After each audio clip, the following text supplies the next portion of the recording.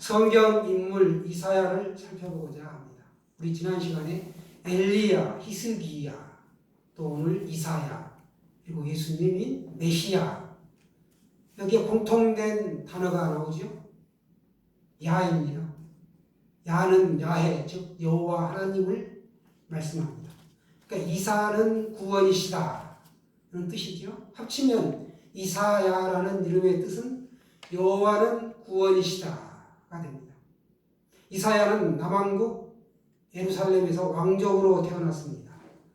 여선지자인 아내와의 사이에 두 아들을 두었는데 첫째 아들은 스알야수, 그 이름의 뜻은 남은 자가 돌아올 것이다. 그리고 둘째 아들 마헬 살랄 하스바스, 성경에 등장하는 가장 긴 이름이 바로 마헬 살랄 하스바스.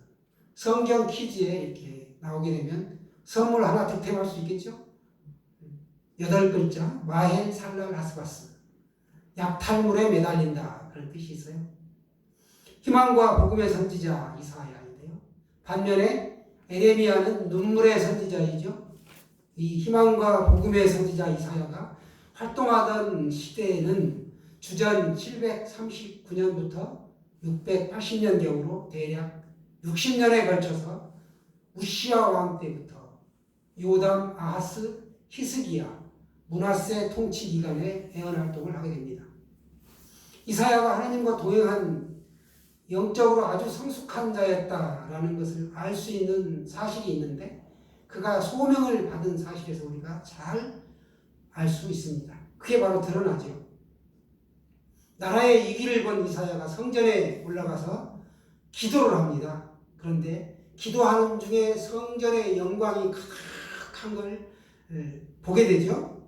그는 거룩하신 하나님 앞에서 인간의 불결함을 깨닫고 자신이 더러운 자임을 회개합니다. 화로다 나여 망하게 되었도다. 나는 입술이 부정한 사람이요, 나는 입술이 부정한 백성 중에 거하면서 만군의 여호와이신 왕을 배웠음이로다. 이렇게 고백을 해요. 그때 스랍 중에 하나가, 스랍은 천사인데 날개를 6개를 가지고 있고 영적이고 인격적인 존재가 바로 스랍입니다. 이 한 스랍이, 한 천사가 부젓가락으로 핀 숯을 가져와 이사야의 입술에 댑니다. 그때 이사야에게 사제의 은총이 임하게 되죠. 여러분 생각해 보세요. 숯불의 온도 뜨겁죠?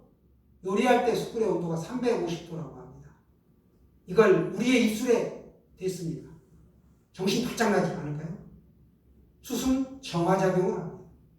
이런 이사야에게 하나님께서 내가 누구를 보내며 누가 우리를 위하여 갈꼬, 이렇게 말씀하십니다. 그때 이사야가 내가 여기 있나이다, 나를 보내소서 라고 대답합니다. 이사야가 이때 소명을 받은 것이죠. 하나님께서는 그에게 사역이 거의 효과를 거두지 못할 것이다 라고 명백히 말씀하십니다. 그럼에도 불구하고 하나님께서 그를 부르셨을 때 이사야는 기꺼이 순종합니다. 그는 하나님의 부르심에 순종하여 나간 것이죠. 결코 망설이지 않았습니다.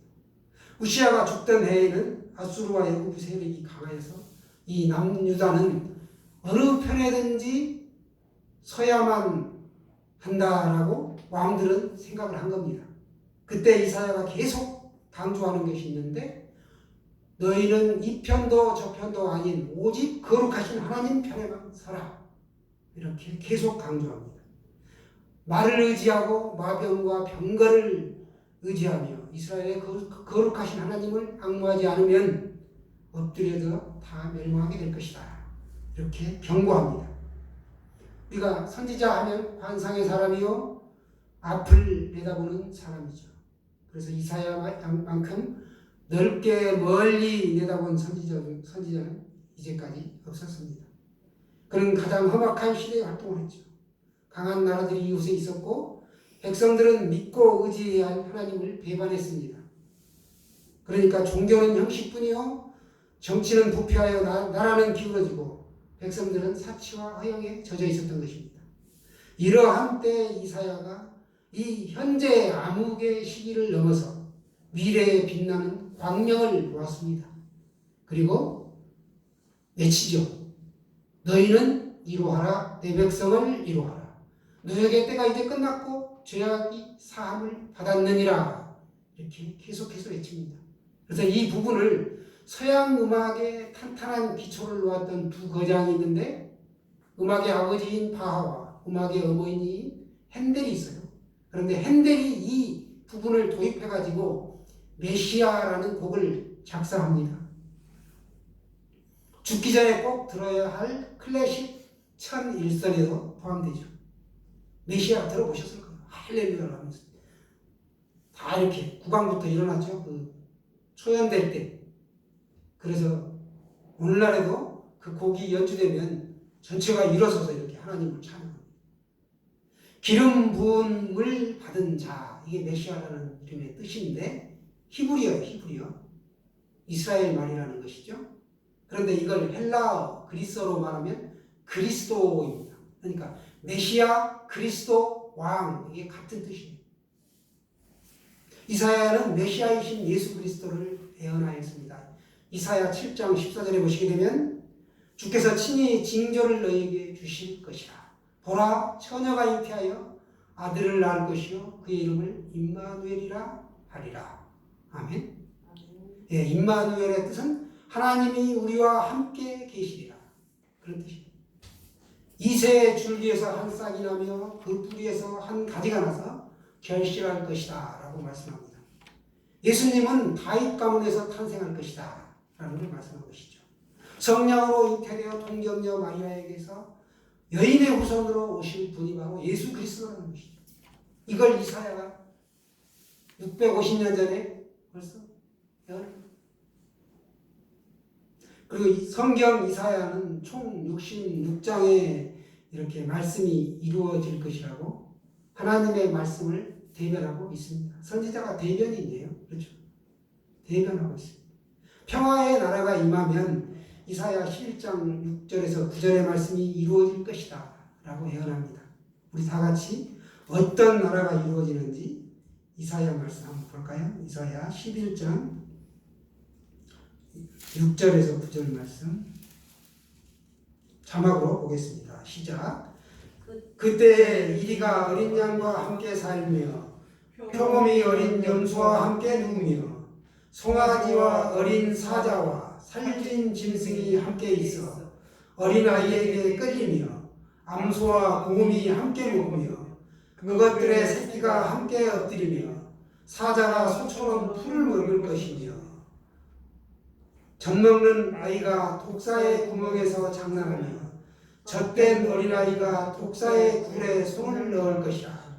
내 거룩한 산 모든 곳에서 해됨도 없고 상함도 없을 것이니 이는 물이 바다를 덮음같이 여호와를 아는 지식이 세상에 충만할 것임이니라. 아멘. 어린아이가 독사의 구멍에 손을 넣는다. 사자가 풀을 먹는다. 이런 나라가 온다는 것입니다. 메시아가 다시 오시면 지금 그 나라가 이루어지지 않았죠. 시작되었는데 이미 하나님 나라는 이 땅에 임했지만 완성이 되지 않았습니다. 그러니까 지금 독사의 굴에 새끼손가락을 넣으면 돼요, 안 돼요? 물리죠. 그렇죠? 호랑이 굴에 들어가면 안 된다. 동물원에 나는 성경 말씀을 믿으니까 들어가겠다고 들어가는 어리석은 사람이 없기를 바랍니다. 아직 하나님 나라는 이미 이 땅에 시작되었지만 아직이라는 거예요. 아직. already at 영어로. 하나님의 나라는 이미 이 땅에 시작되었지만 아직 완성이 안 되었다라는 것입니다. 이사야는 하나님의 말씀에 순종하여 3년간 벌거벗은 몸과 맨몸으로 생활하였습니다. 맨발로 생활해요. 벌거벗은 몸과 맨발로 하나님의 말씀을 증거했습니다. 이런 모습으로 거리에서 하나님에게 말씀을 전한다는 거 쉬울까요? 결코 쉽지 않죠. 하나님께서 오늘 저와 여러분에게 너희가 빨가벗고 맨몸으로 저 남중동의 익산 저 북부시장에 가가지고 하나님의 말씀을 증거하라 그러면 순종한다는 게 쉽지 않을 것입니다. 너무 걱정하지 마세요. 하나님은 감당할 만큼의 그릇이 되는 사람에게 이와 같은 시련을 주십니다. 그런 바벨론 포로 생활과 회복을 또 예언했습니다. 믿는 자에게 주어질 미래의 복도 예언합니다. 이사야는 이스라엘에게 미래에 대한 예언을 줌과 동시에 죄에서 돌이켜 하나님께 돌아오도록 촉구하기 위해 소명을 받은 선지자였기 때문에 왕들을 바른 길로 이끌고자 무던히도 애를 썼습니다. 이사야는 그들의 어리석음과 비신앙적인 발상에 대하여 강하게 질책을 하였지만 왕들은 따르지 않죠. 세상의 방법을 취합니다. 자신의 이성을 따르고 논리를 따릅니다. 왕들은 자신들이 처한 역경에서 구원해 줄 수 있는 방법은 오직 강대국에 의존하는 길이라고 굳게 믿었던 것입니다. 그러나 이사야는 옳은 길로 가도록 오직 여호와 하나님만을 신뢰하도록 말씀을 전파했습니다. 그럼에도 불구하고 그들은 신앙이 회복되지 못하죠. 고난이나 역경이 닥치면 우리도 주변의 인맥을 동원하고 전화기를 붙들고 내가 가진 재물을 의지하고 또 내 명철한 지식을 의지하려고 하는 경향이 강합니다. 이사야는 하나님의 부르심에 즉각적으로 아주 기쁘게 순종한 사람입니다. 그것도 이거 요 부분만 남겨놓고 한 게 아니라 100% 온전하게 순종했다는 것이죠. 이러한 순종은 늘 하나님과 동행하며 하나님을 향해 준비된 자만이 할 수 있는 것이었습니다. 오늘 지금 당장 하나님께서 나를 쓰시고자 한다면 내가 기다렸다는 듯이 즉각적으로 예 주님 내가 여기 있나이다 나를 보내소서라고 대답할 수 있기를 바랍니다. 모든 그리스도인은 어느 정도 이러한 준비가 되어 있습니다. 섬김에 있어서 꼭 필수적인 요소이고 그리스도인의 생활에 있어도 필수 불가결한 요소이지요. 그러나 주님 제가 여기 있습니다. 저를 사용하여 주소서라는 순종하기가 그렇게 말처럼 쉽지 않다는 것이죠. 이사야는 장차 올 메시아에 대한 소망을 갖고 기다리며 메시아의 생애에 관하여 가장 많은 예언을 남겼습니다.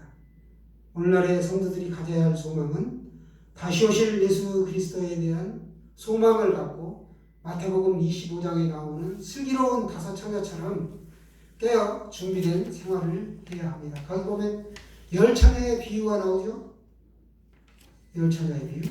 10처녀가 등을 들고 신랑을 맞으러 나갔는데 그 중에 5은 미련하고 5은 슬기 있는 자였다라고 성경은 말씀합니다. 미련한 자들은 등을 가지고 가되 기름을 가지고 가지 아니한 것이죠. 슬기 있는 자들은 그릇에 기름을 담아 등과 함께 가져간 것입니다. 기름을 준비한 그들은 결국 신랑이 늦게 왔고 미련한 5처녀들은 기름을 새로 가지러 가는 사이에 신랑이 오게 돼요.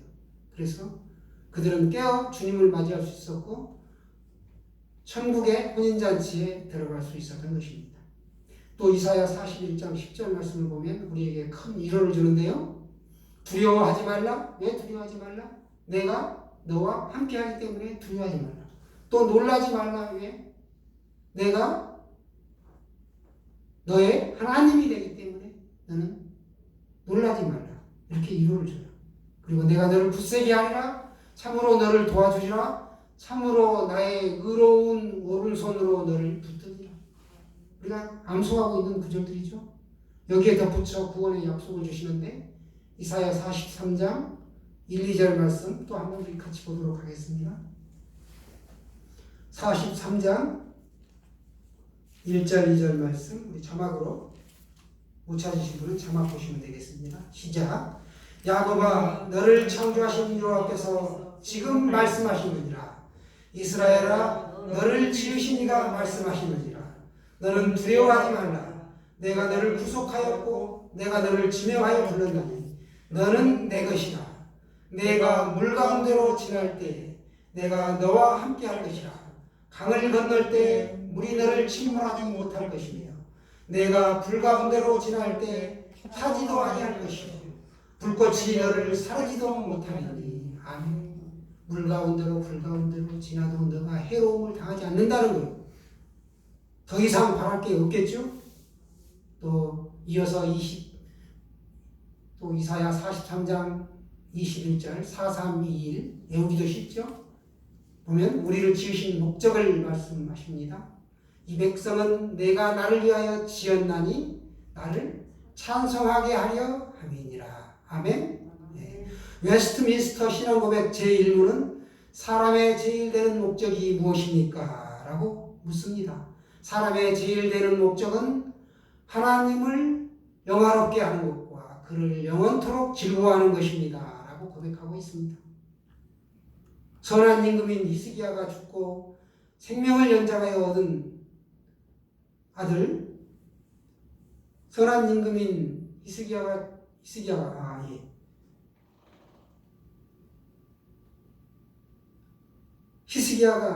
기도해서 생명 연장을 받죠.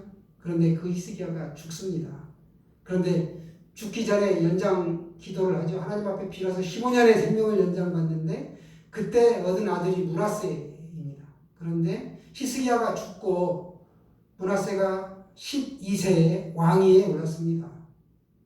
그런데 이 므낫세는 아버지가 선하게 했던 모든 행동들과는 정반대로 다시 우상 쪽으로 돌아섭니다. 산당을 세우고 우상을 음란하게 섬기죠. 아버지가 했던 정책을 완전히 다 바꿔버린 것입니다.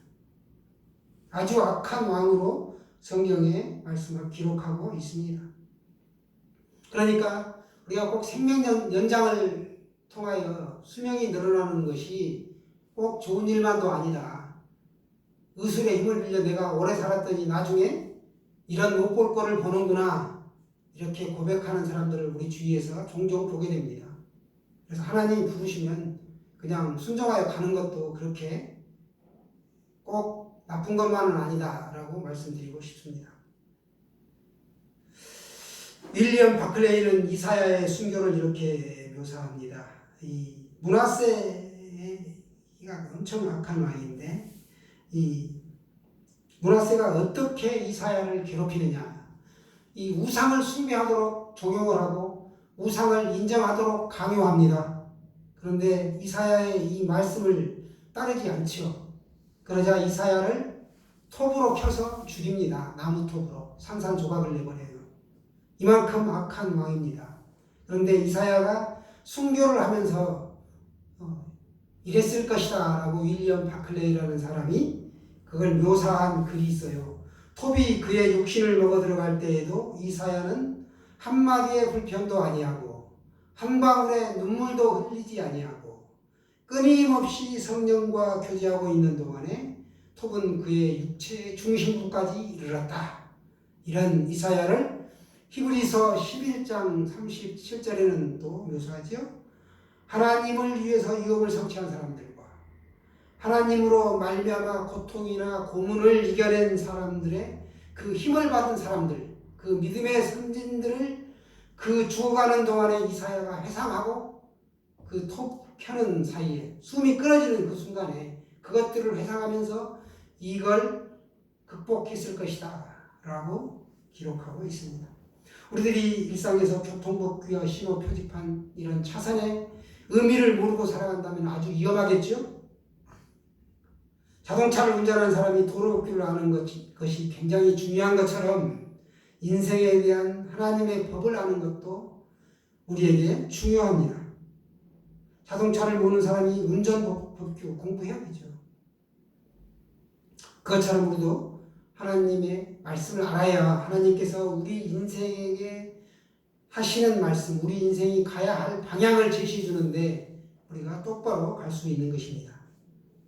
그렇지 않으면 우리가 하나님의 인도하심을 받을 수도 없을 뿐만 아니라 하나님이 말씀하신 말을 깨닫지 못하는 것이죠. 그리고 우리 인생 여정은 복잡하고 무질서해지고 불만족스러워질 수밖에 없습니다. 하나님께서는 오늘도 우리 인생 여정을 안내해 주시기 위해 주시는 것이 바로 성경 말씀이라는 것이죠. 그래서 지금도 세계 1위의 베스트셀러로 성경은 읽혀지고 있습니다. 정작 우리는 얼마나 자주 우리의 인생의 고속도로에 하나님의 말씀을 적용하며 살고 있습니까?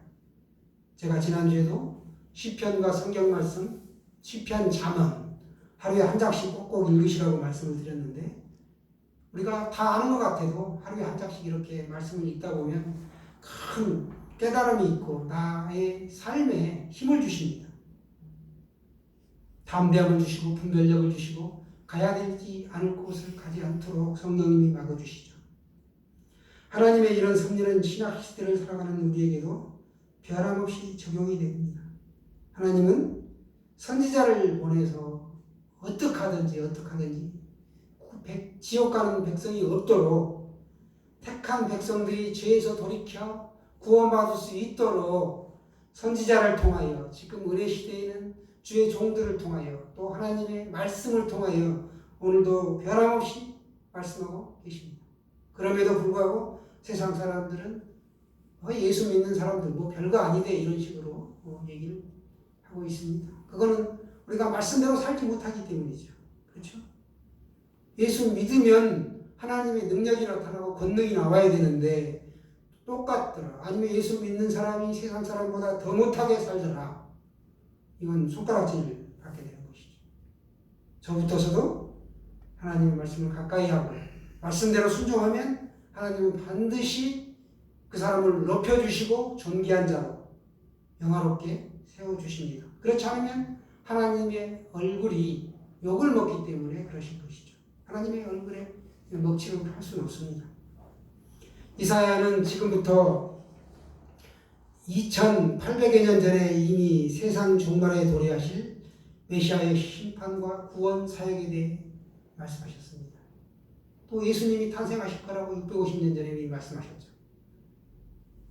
예수님은 2000년 전에 이 땅에 오셔서 짧은 33년 반의 생애를 살고 돌아가셨지만 그의 수많은 제자들이 오늘날 이렇게 복음을 증거하고 수많은 사람들이 예수님의 자녀로 하나님의 백성으로 이 땅에서 살아갑니다. 올바른 교회의 표지는 조직이나 어떤 건물의 크기나 교인 수에 달려있는 것이 아니라 그리스도인들이 얼마나 하나님의 말씀을 가까이 하고 순종하는 삶을 여하이 사느냐 여기에 달린 것입니다. 저와 여러분이 이 시대에 하나님이 그런 사람을 찾고 있다. 이걸 아시고 이사야처럼 하나님이 나에게 소명을 주실 때 주여 내가 여기 있나이다 나를 보내소서 라고 쓰임받는 이 땅의 사람들이 되기를 원합니다. 우리 모두가 신구약 성경 66권의 말씀을 가까이 하고 자신에게 주어진 소명을 기꺼이 순종하며 사시기를 축원합니다. 아멘. 할렐루야.